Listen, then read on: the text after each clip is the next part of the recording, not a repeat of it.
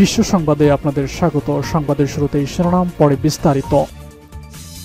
শুরুতেই জানিয়ে দেব ব্যর্থতার দায় নিয়ে ইসরায়েলের সামরিক গোয়েন্দা প্রধানের পদত্যাগ। জানিয়ে দেব সেনা ইউনিটের উপর মার্কের নিষেধাজ্ঞা মানবে না ইসরায়েল। এছাড়া রয়েছে ফিলিস্তিনের পতাকায় লাথি দিতেই বিস্ফোরণ, আহত হল ইসরায়েলি। জানিয়ে দেব মালদ্বীপে চীনপন্থী ক্ষমতাসীন দলের জয়। সর্বশেষ রয়েছে গাজায় ইসরায়েলি হামলায় নিহত মায়ের গর্ভ থেকে জীবিত শিশুর জন্ম। ব্যর্থতার দায় নিয়ে ইসরায়েলের সামরিক গোয়েন্দা প্রধানের পদত্যাগ। 7 অক্টোবর হামাসের হামলার ব্যর্থতার দায় নিয়ে পদত্যাগ করলেন ইসরায়েলের সামরিক গোয়েন্দা প্রধান। দেশটির সামরিক বাহিনী সোমবার এমনটি বলছে। মেজর জেনারেল আলহান হাভিলা প্রথমবার উচ্চপদস্থ কর্মকর্তা, যিনি হামলার প্রতিরোধ ব্যর্থতার দায় মাথায় নিয়ে পদত্যাগ করলেন। হামাসের ওই হামলায় ইসরায়েল সহ আন্তর্জাতিক সম্প্রদায় বিস্মিত হয়। সামরিক বাহিনীর এক বিবৃতিতে মেজর জেনারেল আলহান হাভিলা সশস্ত্র বাহিনীর জেনারেল চিফ অফ স্টাফের সঙ্গে সমন্বয় করে 7 অক্টোবরের ঘটনায় সামরিক গোয়েন্দা প্রধানের হিসাবে তার দায়িত্বের শেষ মেয়াদ করার অনুরোধ করেছেন। বিবৃতিতে আরও বলা হয়েছে, সিদ্ধান্ত হয়েছে যে মেজর জেনারেল আহরান হাভিলা সুশৃঙ্খল ও পেশাদার প্রক্রিয়ায় তার উত্তরসূরি খুঁজে পাওয়ার মাত্র তার দায়িত্ব শেষ করবেন এবং আইডিএফ থেকে পদত্যাগ করবেন। পদত্যাগপত্রে হাভিলা হামলার ঠেকানোর ব্যর্থতার দায় স্বীকার করেছেন। 2023 সালের 7 অক্টোবর হামাস হঠাৎ করে ইসরায়েলে হামলা চালায়। হাভিলা পদত্যাগপত্রে লেখেন, আমার কমান্ডে থাকা গোয়েন্দা বিভাগ অর্পিত দায়িত্ব পালন করতে পারেনি। এএফপির হিসাব অনুযায়ী হামাসের হামলায় ইসরায়েলের 1170 জন নিহত হয়েছেন, যাদের বেশিরভাগই বেসামরিক। সেই থেকে গাজায় ইসরায়েল হামলা চলছে এবং গাজা স্বাস্থ্য মন্ত্রণালয় বলছে, ইসরায়েলি হামলায় এ পর্যন্ত 34,097 জন নিহত হয়েছেন, যাদের বেশিরভাগই নারী ও শিশু। এদিকে সেনা ইউনিটের উপর মার্কিন নিষেধাজ্ঞা মানবে না ইসরায়েল। ইসরায়েলের প্রধানমন্ত্রী বেঞ্জামিন নেতানিয়াহু বলছেন, সেনাবাহিনীর উপর কোনো নিষেধাজ্ঞা আরোপ করা হলে তার দেশ তা প্রত্যাখ্যান করবে। যুক্তরাষ্ট্র ইসরায়েলের একটি সেনা ইউনিটের উপর নিষেধাজ্ঞা দিয়ে সহায়তা কমানোর পরিকল্পনা করছে, এমন খবর প্রকাশের পর প্রতিক্রিয়ায় নেতানিয়াহু এসব কথা জানান। রোববার তিনি বলেন, আমি আমার সমস্ত শক্তি দিয়ে এর বিরুদ্ধে লড়াই করব। এর আগে মার্কিন যুক্তরাষ্ট্রের গণমাধ্যম অক্সিওস নিউজ সাইট তাদের প্রকাশিত একটি সংবাদে জানায়, ইসরায়েলের অধিকৃত পশ্চিম তীরে মানবাধিকার লঙ্ঘনের অভিযোগে ইসরায়েলের সেনাবাহিনী নেতানিয়াহুর ব্যাটালিয়নের উপর নিষেধাজ্ঞা দেওয়া হবে। অধিকৃত পশ্চিম তীরে মানবাধিকার লঙ্ঘনের অভিযোগে ইসরায়েলের প্রতিরক্ষা বাহিনী আইডিএফ ইউনিটের মার্কিন সামরিক সহায়তা কমানো হতে পারে। এমন খবরের সত্যতা সম্পর্কে জানতে চাওয়া হলে গত সপ্তাহে যুক্তরাষ্ট্রের পররাষ্ট্রমন্ত্রী অ্যান্টনি ব্লিংকেন বলেন, আমি সিদ্ধান্ত নিয়েছি যে সামনের দিনগুলোয় আপনারা তা দেখতে পাবেন। ইসরায়েলের প্রধান মিত্র হিসেবে পরিচিত ওয়াশিংটন এর আগে কখনো আইডিএফের ইউনিটের জন্য সহায়তা কার্যক্রম স্থগিত করেনি। ইসরায়েলি সামরিক বাহিনী বলছে যে নেতানিয়াহুর আন্তর্জাতিক আইন মেনেই তাদের কার্যক্রম পরিচালনা করছে। ব্যাটালিয়নের বিরুদ্ধে নিষেধাজ্ঞা আরোপের যে খবর প্রকাশিত হয়েছে সে বিষয়ে আইডিএফ এখনও কিছুই জানানো হয়নি। ইসরায়েলি সামরিক কর্মকর্তার বরাত দিয়ে বার্তা সংস্থা রয়টার্স এসব খবর জানিয়েছেন। ইসরায়েলি সামরিক বাহিনী আরও বলছে, আইডিএফ আইন মেনেই কাজ করে থাকে এবং কোনো অস্বাভাবিক ঘটনা ঘটার থাকলে সেটি তারা তদন্ত করে দেখবে। ফিলিস্তিনের পতাকায় লাথি দিতেই বিস্ফোরণ, আহত ইসরায়েলি। ফিলিস্তিনের পতাকায় লাথি দিতেই হলো বিস্ফোরণ, পতাকার সঙ্গে যুক্ত ছিল বোমা। এই ঘটনায় আহত হয়েছেন এক ইসরায়েলি। ফিলিস্তিনের অধিকৃত পশ্চিম তীরে মালাচেই হাসালম চৌকির কাছে 454 নং রুটে এই ঘটনা ঘটেছে। স্থানীয় সময় রোববার 21 এপ্রিল ইসরায়েল ভিত্তিক সংবাদ মাধ্যম হারেজের বরাতে এই প্রতিবেদনে জানানো হয়েছে এসব তথ্য।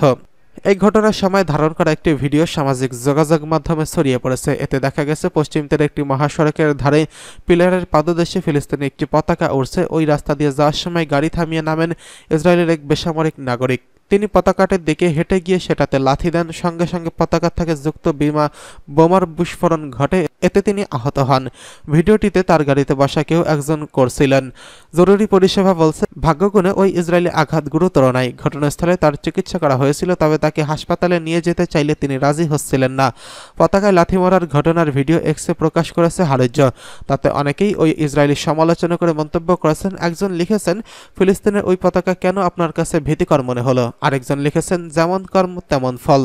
প্রসঙ্গত, গত 7 অক্টোবর ইসরায়েলে ঢুকে হামাসের হামলার প্রতিশোধে এখন পর্যন্ত ফিলিস্তিনের গাজা ও পশ্চিম তীরে গণহত্যা চালিয়ে যাচ্ছে ইসরায়েলি বাহিনী। গাজার স্বাস্থ্য মন্ত্রণালয়ের দেওয়া সর্বশেষ হিসাব বলছে, গত 6 মাসেরও বেশি সময় ধরে ইসরায়েলের হামলায় উপত্যকাটিতে অন্তত 34,097 জন নিহত হয়েছেন, আহত হয়েছেন প্রায় 77,000। গত অক্টোবর থেকে পশ্চিম তীরেও নিয়মিত হামলা চালিয়েছে ইসরায়েলি সেনারা, যেখানে দখলদারদের হামলায় এখন পর্যন্ত 485 জন নিহত হয়েছেন, আহত হয়েছেন 4,800 জনেরও বেশি। এদিকে মালদ্বীপে চীনপন্থী ক্ষমতাসীনদের দলের জয়। মালদ্বীপের পার্লামেন্ট নির্বাচনে নিরঙ্কুশ সংখ্যাগরিষ্ঠতা নিয়ে জয় পেয়েছেন প্রেসিডেন্ট মোহাম্মদ মইজ্জুর দলের পিপলস ন্যাশনাল কংগ্রেস পিএনসি। রবিবার 21 এপ্রিল রাতে পার্লামেন্টের 93টি আসনে 86টির ফলাফল ঘোষণা করা হয়। এতে 66টি আসনে জয় পায় পিএনসি। কাতার ভিত্তিক সংবাদ মাধ্যম আল জাজিরা এই খবর জানিয়েছেন। এর ফলে ঐতিহ্যগতভাবে মিত্র ভারতের বলয় থেকে বেরিয়ে এসে চীনপন্থী নীতির প্রতি ঝুঁকে পড়বে মালদ্বীপ। দেশটির স্থানীয় সংবাদ মাধ্যম জানিয়েছে, পার্লামেন্টের সব আসনে 3/4 পিএনপি পাবে বলে ধারণা করা হচ্ছে, যা প্রয়োজনের তুলনায় অনেক বেশি। তাই এই বিজয়কে সুপার সংখ্যাগরিষ্ঠতার জয় বলা হচ্ছে, যদিও আনুষ্ঠানিকভাবে ফলাফল ঘোষণা করতে 1 সপ্তাহ সময় লাগতে পারে। প্রায় 1292টি ক্ষুদ্র প্রবাল দ্বীপের সমন্বয়ে গঠিত দেশটিতে যে মে মাসের শুরুতেই নতুন সরকারের শপথ নেবে বলে আশা করা হচ্ছে। অবশ্য জলবায়ু সংকটের কারণে সমুদ্রপৃষ্ঠের উচ্চতা বৃদ্ধির জন্য সবচেয়ে ঝুঁকিপূর্ণ অবস্থায় রয়েছে মালদ্বীপ। গত মেয়াদে সংখ্যাগরিষ্ঠ আসন পাওয়া মালদিভিয়ান ডেমোক্রেটিক পার্টি মাত্র ডজনখানেক আসন নিয়ে এবার বেকায়দাতেই পড়েছে। দলটির ভারতপন্থী হিসেবে বেশি পরিচিত, যার নেতৃত্বে রয়েছেন সাবেক প্রেসিডেন্ট ইব্রাহিম মোহাম্মদ সলিহ। মালদ্বীপের স্থানীয় সংবাদপত্র মিহারু জানিয়েছেন, নির্বাচনে 41 জন নারী প্রার্থী অংশ নেয় এবং তাদের মধ্যে কেবল 3 জন জয়ী হয়েছেন, যারা মইজ্জুর দলের সদস্য। মইজ্জু এবছর নিজে ভোটে লড়েনি, তবে তার দল প্রচারের চীনের বিষয়টি সামনে নিয়ে এসেছিল। মোহাম্মদ মইজ্জু চীনপন্থী রাজনৈতিক হিসেবে পরিচিত, ফলে তার দলের বিপুল ভোটের জয় মালদ্বীপকে আরও বেশি চীনমুখী করবে বলেই বিশেষজ্ঞরা মনে করছেন। মালদ্বীপের ভোটের দিকে নজর ছিল ভারত চীন দুই পক্ষেরই। দীর্ঘদিন ধরে মালদ্বীপে গুরুত্বপূর্ণ ভূমিকা পালন করেছিল ভারত। মালদ্বীপ দ্বীপরাষ্ট্রটিকে বিভিন্ন সময় অর্থনৈতিক সময় সামরিক সাহায্য করে আসছে। শুধু তাই নয়, বাণিজ্য ক্ষেত্রে মালদ্বীপের পাশে আছে ভারত এবং মালদ্বীপের পার্লামেন্ট বরাবরই ভারতের বন্ধু হিসেবে কাজ করছে। কিন্তু মইজ্জুর দেশের ভারতপন্থী অবস্থানের বিরোধিতা করেন। ভারত মহাসাগরের উপর একটি ছোট দ্বীপ হলেও ভারত ও চীনের কাছে মালদ্বীপের গুরুত্ব আছে। তার কারণ, ভারত মহাসাগর অঞ্চলে একটি কৌশলী এলাকায় মালদ্বীপের অবস্থান। সেখানে সেনা ঘাঁটি তৈরি করে ভারত মহাসাগরে নিজেদের অবস্থান সুদৃঢ় করেছিল ভারত।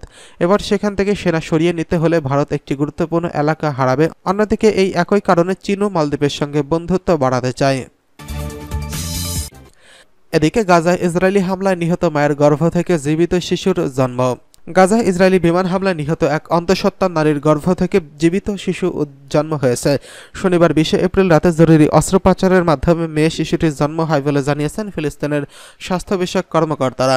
ব্রিটিশ বার্তা সংস্থা রয়টার্স এই খবর জানিয়েছেন। শিশুটির যত্ন নেওয়া চিকিৎসক মোহাম্মদ সালমা জানিয়েছেন, শিশুটির ওজন 1.4 কেজি। তার অবস্থা স্থিতিশীল। তাকে রাফা শহরের একটি হাসপাতালে এবং আরও একটি শিশুর সঙ্গে ইউনিকেভিটে রাখা হয়েছে।